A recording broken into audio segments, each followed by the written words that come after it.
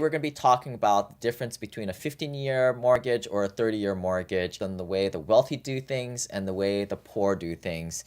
And I'll be kind of divulging the mistake that I made when I was starting out. Hint, hint, it was the way the poor did it. But we'll dive into it.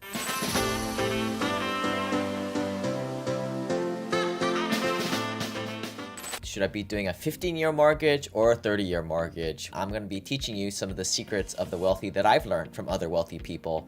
And what we've realized is it clashes with a lot what our parents taught us, what our peers are doing, and really what's in the mainstream financial dogma out there. Most financial advice is predicated and out for the masses. The masses are pretty bad with their money and can't save enough. And part of that is they just don't make enough money, probably. Who knows? Whatever it is, most of the folks, the people I'm talking to are good with your money already. You have good paying jobs. Therefore, you fall on a different side of this paradigm.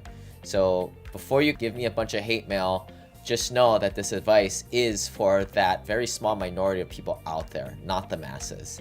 Real quick, it's the 15-year mortgage or the shortest term. Just kidding. 30-year mortgages are the better way if you are more of a sophisticated financial person out there. But let's talk about the first one. I think most people out there in the financial space will probably think that the 15-year mortgage is better. And the pros that they kind of talk about are less interest rate. You do get a lower interest rate because from the bank's perspective, it's a shorter term note and they will give you a lower interest rate. Probably will be a higher monthly payment, but you're at the end of the loan 15 years later, when you compare the amount of interest that you're going to pay against the 30-year mortgage, it's going to be a lot less. But that's not how wealthy people think. Wealthy people think in terms of cash flow and not in terms of interest rate or monthly payment. They're looking in terms of the bigger picture.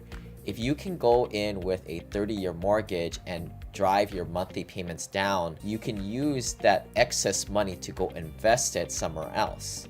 So who cares if you're paying 3% or 6%, which is the typical ranges for these types of mortgages.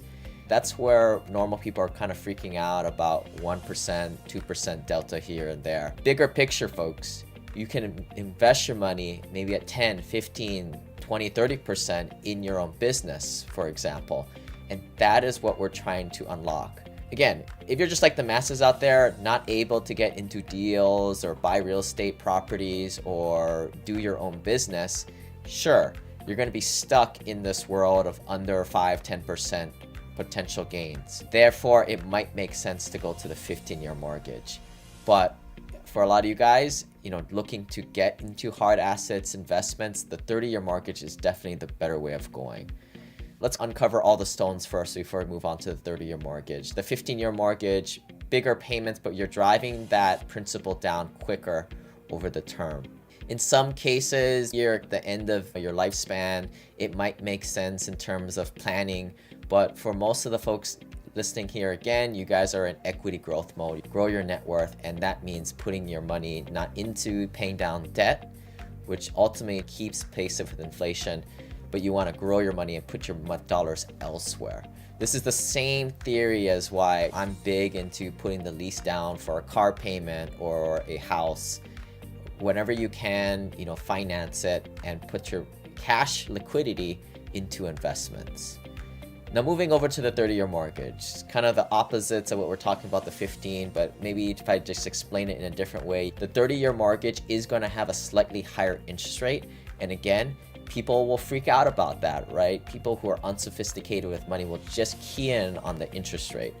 When I started to invest, somebody told me, I don't know who it was, but today it's kind of like a guiding light that I kind of go by.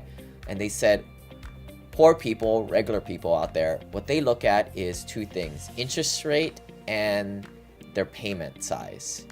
Wealthy people don't really look at that. Instead, they focus on the cash flow and their impact to their net worth. And we'll break that down. Impact to their net worth, again, that is taking this money that should be, instead of putting into your debt equity into your house, you're growing it and you're growing it elsewhere, and that's how your net worth increases over time. The second part of that is your cash flow. As we're buying these types of assets, we want to be going into situations, going into good debt where the cash flow pays for the asset, just in case there's some kind of hiccup in the economy where we can cover our debt service. Those of you who are keen on the term debt service coverage ratio, a good debt service coverage ratio so we can cover our debts. One might say, well, you know, the monthly payment on the 30-year mortgage is a lot less than the 15-year mortgage.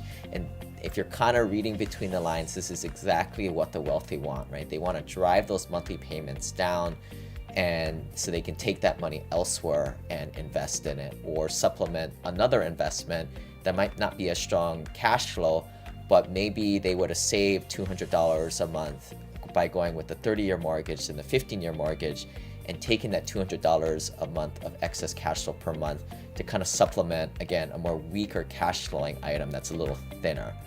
But cash flow is cash flow, and I think too often, especially in the beginning with newer investors, you kind of look at things myopically, right? You buy a little rental property here and you want it to cash flow, and then you kind of balance it with your HELOC or your cash out refinance on your house or your 15 or 30-year mortgage, and you're kind of looking at it myopically like that.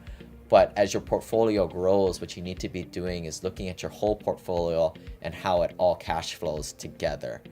I still think that every single piece of your portfolio should be cash flowing, but just a little insights in the future, when your net worth goes over $2, $3, $4, $5 million plus, not all parts of your portfolio is going to be cash flowing because they may be more shots to the moon.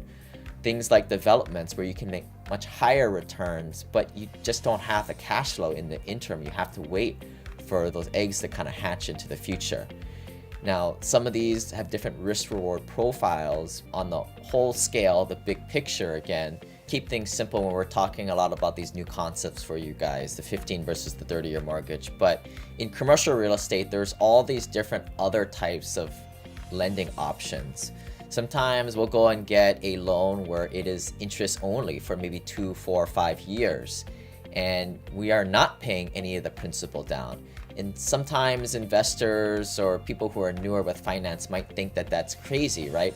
Why would you go into a real estate deal or any type of investment where you're not paying down the principal, therefore increasing the equity on that side?